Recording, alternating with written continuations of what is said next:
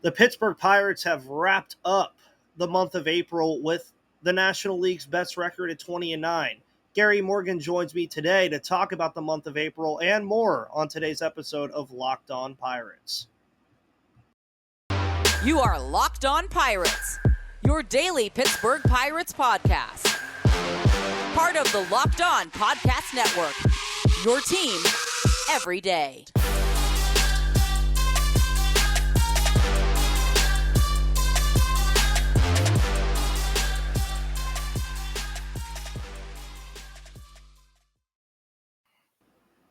And welcome back to that Pirates podcast, everybody. Thank you for making Locked On Pirates your first listen here on the Locked On Podcast Network, where it's your team, your Pittsburgh Pirates every day. And for the first time in a while around draft season, it actually felt like I was the first listen of the Pittsburgh podcast for once. I know Chris was doing a great job with all the draft coverage from the Steelers alongside our coverage of the National Series. That was just a mixture of a bunch of nonsense with all this weather.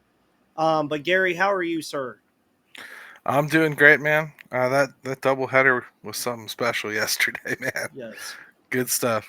Yeah, it really was. And on Sunday, of course, it felt like the Nationals kind of got their little ounce of payback. But guess what? You can never take away Jose Tabeda's left elbow. So get over it. Anyways, kind of a down note to end the month. Just as a recency, they lose the last game of the month, and normally that would be like, oh, okay, the Pirates are 10-17 or like whatever, like they're already in the dumps. To put this into perspective for everybody, the Pirates are 20-9 at the end of April, which is the National League's best record. I know the Braves play on they play a doubleheader on Monday that could have the same record as us. I don't care. They still would be tied for first in the best record in the National League. To put this into perspective for everyone, the Pirates did not get their 20th win of the season last year until May 30th. Here's a fun fact. May 30th is 30 days from now.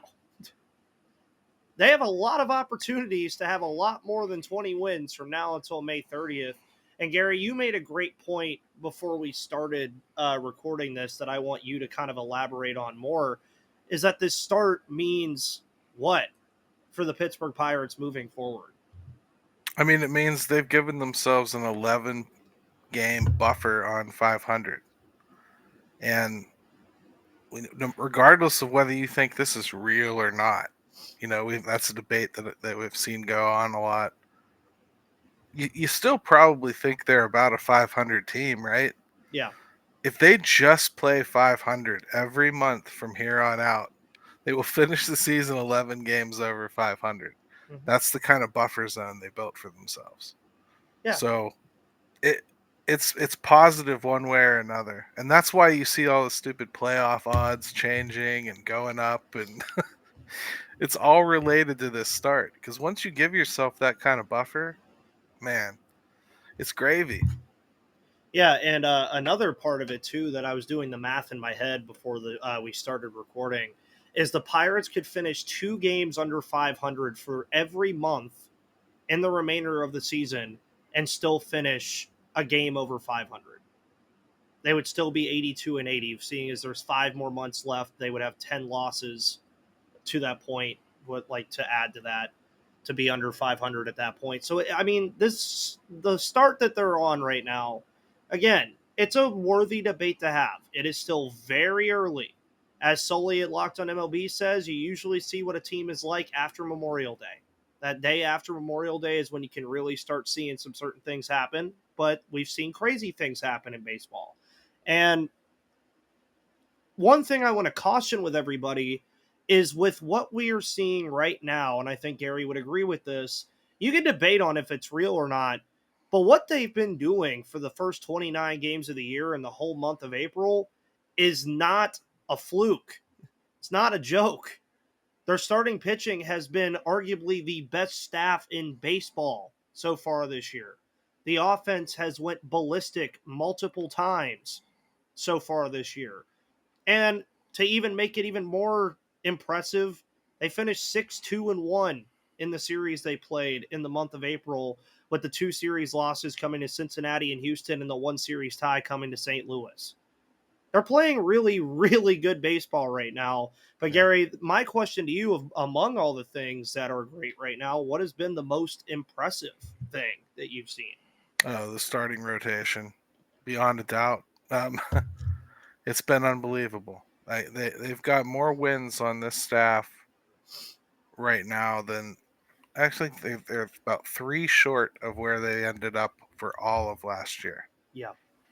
Right now, I mean, there's no denying, and really, yesterday's ball game, you see right away the impact that starting pitching has on the overall performance of the game. Oviedo didn't have it. Whatever it is, he didn't have it, and it didn't look good.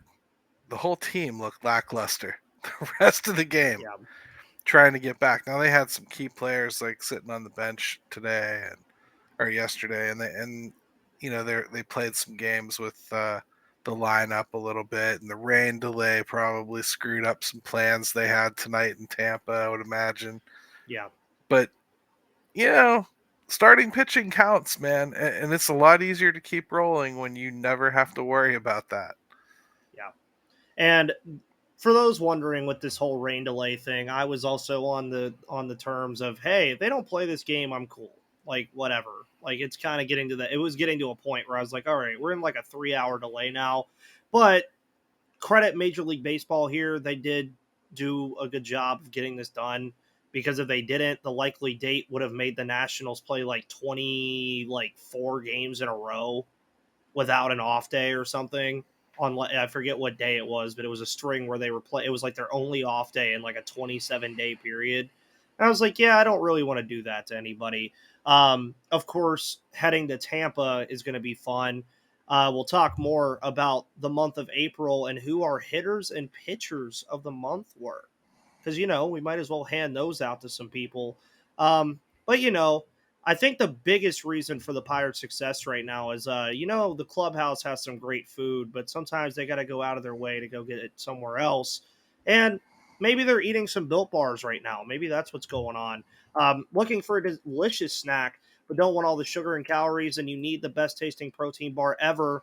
Built Bars. Got to try these. If you're like me and you want to make healthier snack choices, but you don't want to compromise on taste, I've got just this thing for you: Built Bars and Built Puffs, because they're healthy and taste amazing, and they're covered in 100% real dark chocolate. And they come in unbelievable flavors like churro, peanut butter brownie, and cookies and cream.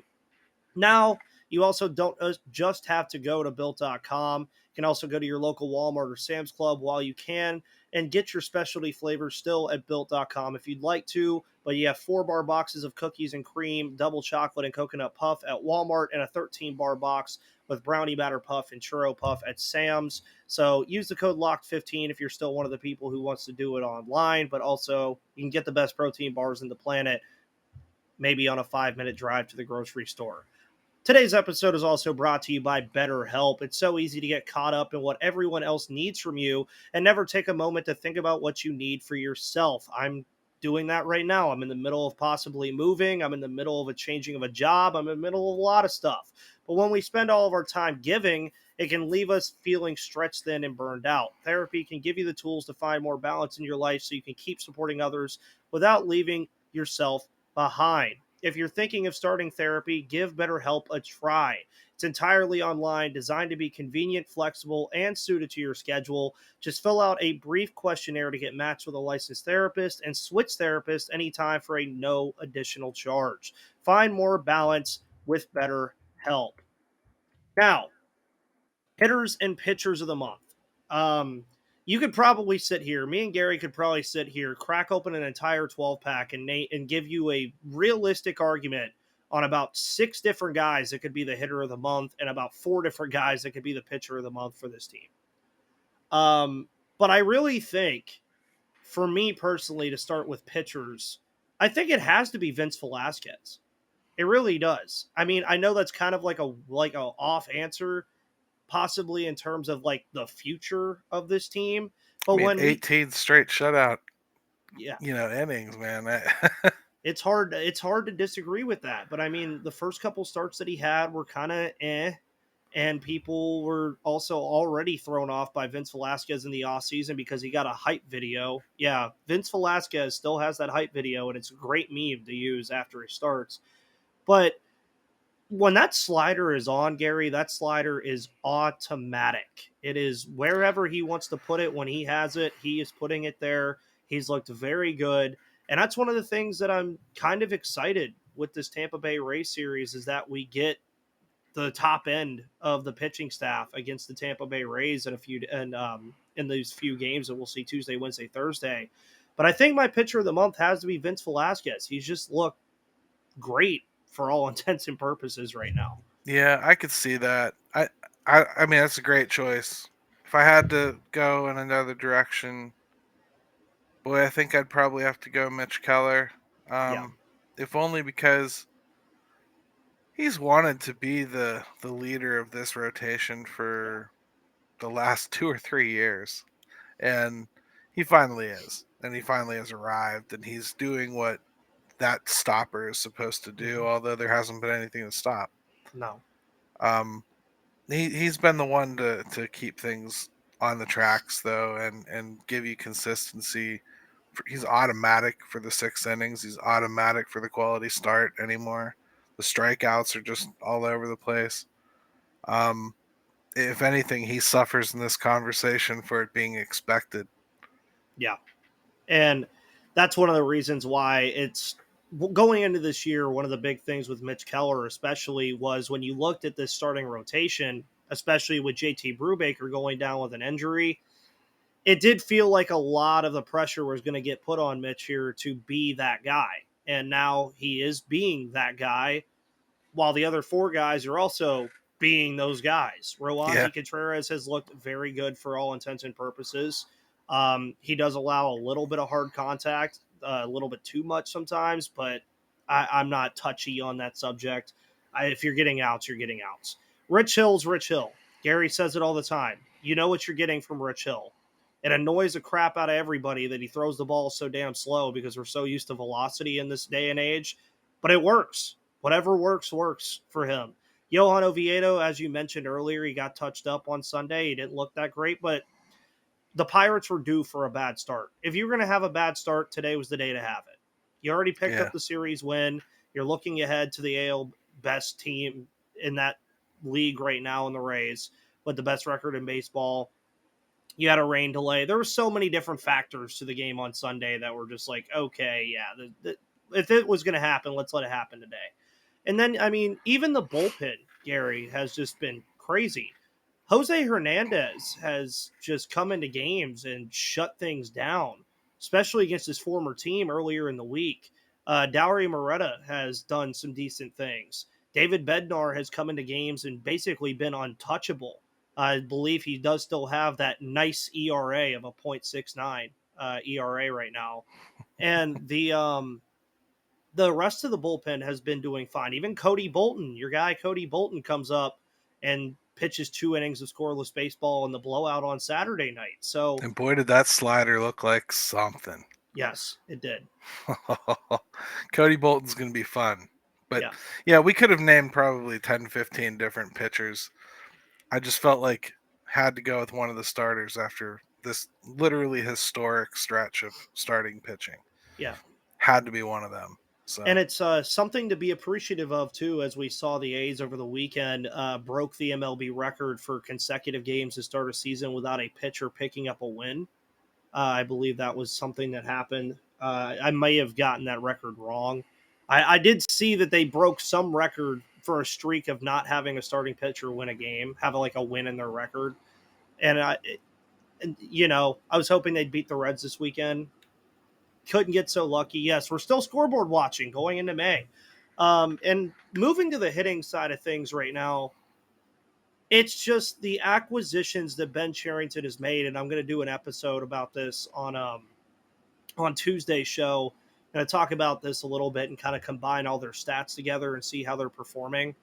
But man, Connor Joe has been great. Carlos Santana, not only offensively but defensively, has been a phenomenal piece to that first baseman spot right now, to where it is just a complete 180 from what we had to watch last year at first base. and what we're watching right now. G-Man Choi was picking things up a little bit before his injury.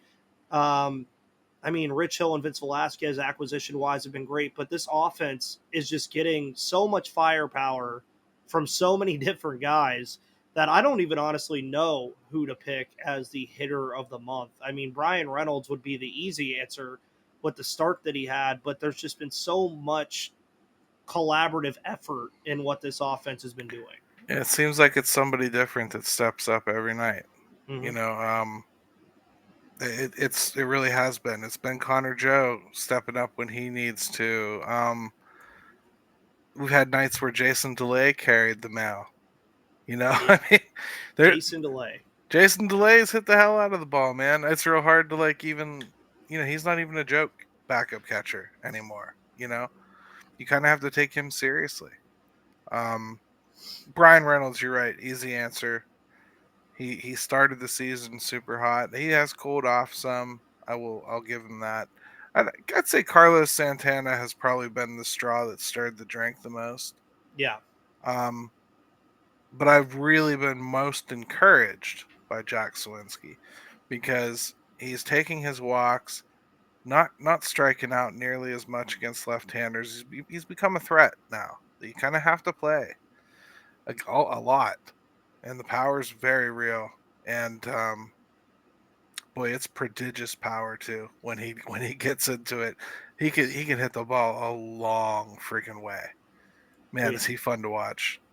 Yeah, and we saw that grand slam that he hit on Saturday night, and it looked like it went about 700 feet, and it went only 444 feet.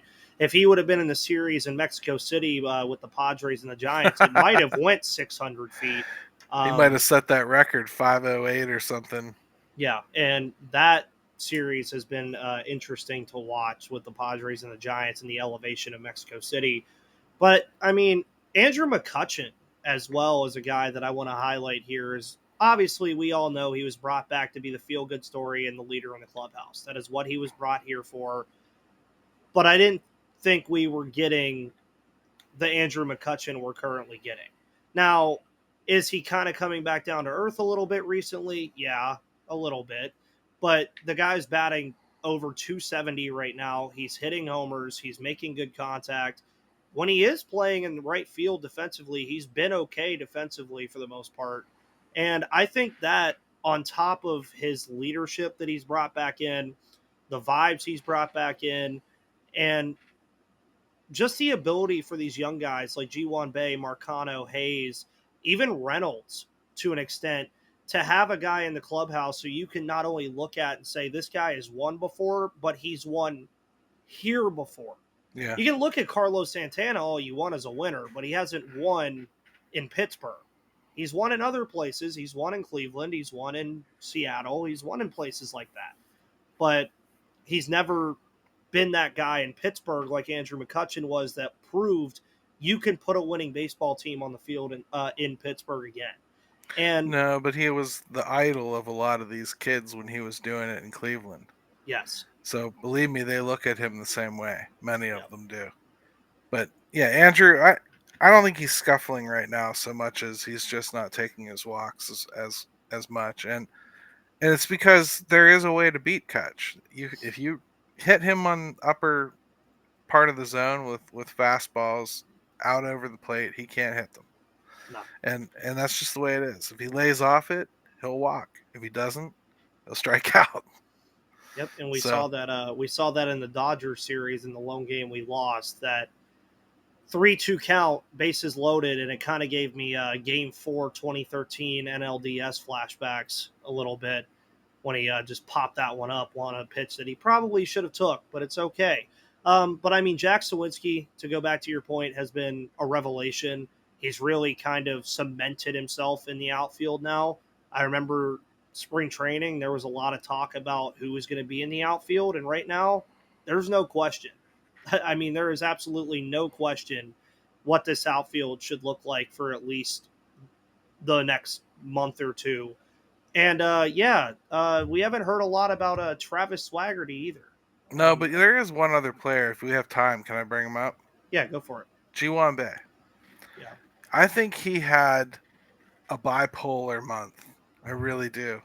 A lot of really, really high ups and a lot of really, really low downs. Like Yeah, really poor defensive plays here and there, sprinkled in with really excellent defensive plays that only an athlete like him could make. It's very, very hit or miss with him. Even the bat, very, very hit or miss. yeah. He can bunt for a base hit and do something magical. He can hit a home run. But there's not an awful lot of in between we're seeing right now. So like a little more consistency to come from him. He's getting enough playing time that you should expect consistency. And if not, Tuca's going to take some more playing time from him. Yeah. And Tuca's been playing good too, and I'm liking it. Maybe G1 Bay, much like eBay Motors, just needs to find that right part. Build your vision part by part. Right now, G1 Bay, as Gary mentioned, he has the home run ball, he has the speed, he has the bunts.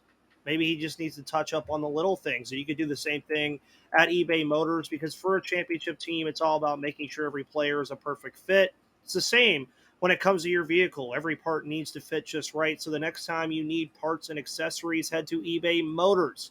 With eBay Guaranteed Fit, you can make sure every part you need fits right the first time around. Just add your ride to My Garage and look for the green check to know the part will fit or your money back. Because just like in sports, confidence is the name of the game. When you shop on eBay Motors and with over 122 million parts to choose from, you'll be back in the game in no time.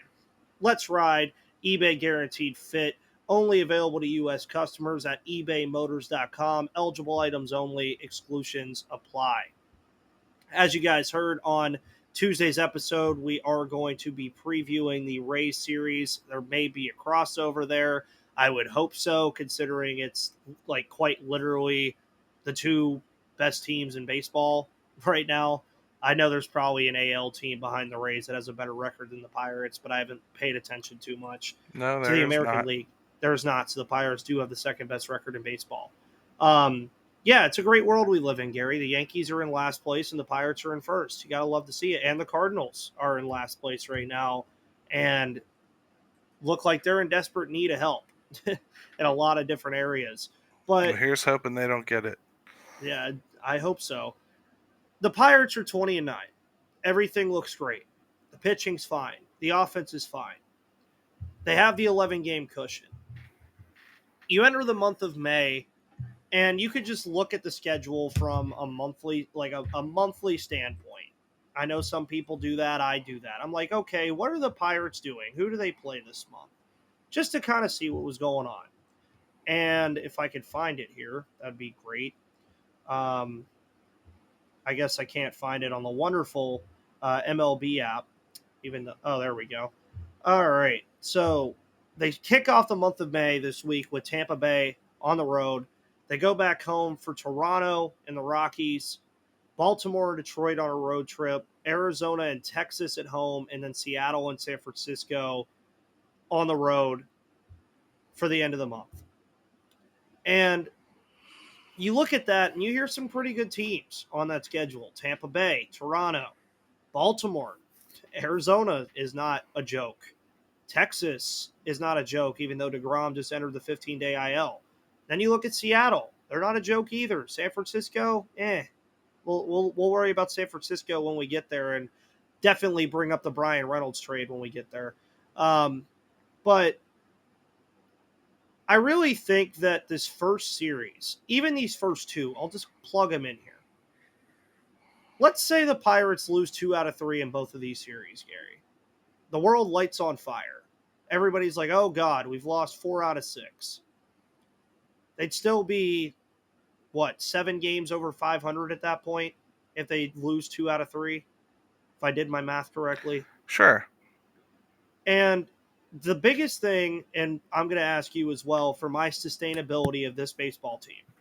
And we saw a little bit of it this past week when they lost that first game to the Dodgers, and you heard about the clubhouse being dejected and everybody was down in spirits and blah, blah, blah. Came back and won 2 games and won the series. I truly want to see this team find ways to keep doing that. If you get punched in the mouth or you get knocked down, I want to see how they respond when they get back up, because that's what makes good baseball teams. And you mentioned it to me before we started recording again today.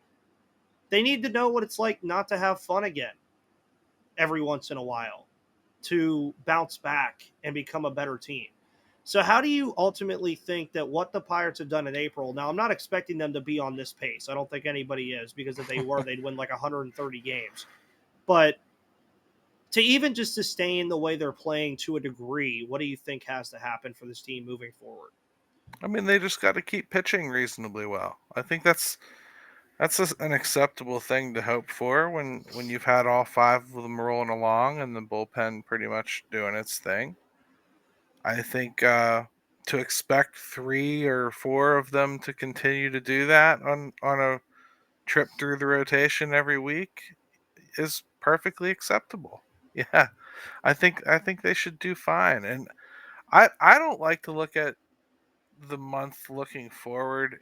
I know you have to for the format of this show, so I'm not Yeah, crapping on you. I don't personally like to do that just because so much changes.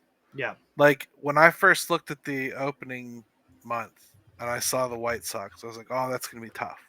And now they're what, 7 and Well, 22? yeah, look at the White Sox now; they're god awful, and you'd want to play them if you could. You'd be begging to play Chicago. The Orioles right now, boy, they look pretty good, man. Like they look like they're for real. They're arriving this year, right? Yeah, Well, who knows what happens by the time we play them in like a week and a half, 2 weeks.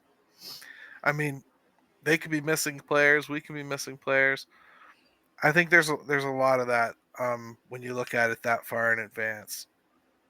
But I don't know. I don't think anybody scares me right now. That's probably what they've done in this first month. They've made me not look at the schedule and dread the Rays and the Blue Jays for 6 games. yeah, They've made me feel like there's no reason in the world why we shouldn't split that, at yeah. least. And that's what I think we should hope for moving forward. Keep them on pace. Let's not give games back to the league. Yeah. And if you are going to lose games, lose them in the American League. Don't give them to the National League right now. If you are going to lose them. And actually, speaking of our weekly predictions, that's actually what I'm predicting this week. I don't know which series, so I'm not going to pick the series. But I do think they split the week. I think they go 3-3. It'll kind of bring them down to earth a little bit. I mean, they're playing two really good baseball teams. Yeah. And I mean, I'm very, very interested to see the Rays offense versus the Pirates pitching. I think it's going to be fun. I'm going to elaborate more on that in my preview show. But man, you look at what the Pirates are going to have pitching wise versus that Rays offense that leads in like every statistical category. Man, it's going to be fun. I will say that the Pirates keep the ball in the ballpark better than most, and the Rays hit it out better than most. So Yeah, it really and truly is a clash of titans. It's not just the records getting together and everybody getting all hot and bothered. These teams match up well. This should be a very fun series. And I'll say that even if they lose all three of them, I want to yeah, see what they do against this good competition. And to be honest, like I said, Ethan, before we started recording, I wouldn't mind them getting punched in the mouth good and early, and yeah. let them fight their way back from it now instead of after they've rode this wave another month. Yeah. And yeah, that's the thing I don't want to see either is I if by the end of May, if the Pirates, and I'll just say like an arbitrary number, if they're 5 games over 500, first place in the NL Central by the end of May, that's when I truly think I'll start kind of looking at things a little differently. Because then that's when you're like, okay, we're 2 months into the year and the Pirates didn't take a nosedive. They didn't fall off the face of the earth and drop from 11 games over 500 to 3 games under 500 or something like that. And quite honestly, as a pretty good ending to the show and a good ending to the recap right now, look at the other 4 teams in the NL Central. Tell me what the Pirates can't do against those 4 teams, especially in a fight for that division right now. Yeah, I'd really enjoy playing the Brewers. I think we could get a little bit of separation from them. Their Yeah, pitching's good, but I don't think it's good enough to keep the Pirates completely off the board, and I think the Pirates can pitch with them, Yeah. except for when Burns is out there. Well, and So, and you mentioned too not to look ahead to months, and we don't play Milwaukee for a while. Who knows if right. Burns is even on that team by that point? I think you will if they're anywhere near a contention like this. But yeah, Yeah. I feel you. I mean, there's a lot that can change. There's a lot that is fun with this first month, and this first month has been crazy here. You guys have got me almost to 1,000 subscribers on YouTube. You love the game recap crap on Bucks in the Basement with me being like what 7-1 now. I think stupid Dodgers had to win that Tuesday game to ruin my streak there. But Gary, I'm assuming the same stuff you have usually going on is going on this week. Fan forum, 5 Thoughts at 5, Hump Day Q&A, all that good Yep. stuff. Yep, all that stuff, and then we'll keep trying to pump out new stuff. I got Corey's gonna be writing his look at the entire NL Central here on the site too, that he does every month. That should be pretty interesting since the whole thing flipped upside down. Yeah, it is very flipped upside down, but what's not flipping upside down is the Locked On Pirates podcast. We're still coming at you 5 days a week here on the Locked On Podcast Network, where it's your team, your Pittsburgh Pirates every day. My name is Ethan Smith. That's Gary Morgan. Have a wonderful rest of your day, and we'll see you on the flip side.